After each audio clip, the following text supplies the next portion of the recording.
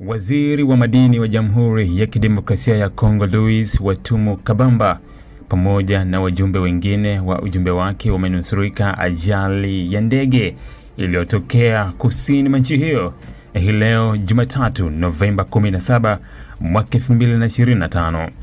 Ajali hiyo ilihusisha ndege iliyokuwa ikitoka Kinshasa kuelekea Kolwezi ambako iliteleza wakati wa kutua na kisha kushika moto katika uwanja wa ndege wa Kolwezi.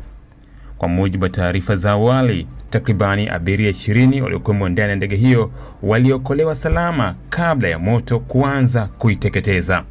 Shughuli za uokoaji zilifanyika haraka na hakuna vifo vilivyoripotiwa miongoni mwa waliokuwepo ndani ya ndege hiyo.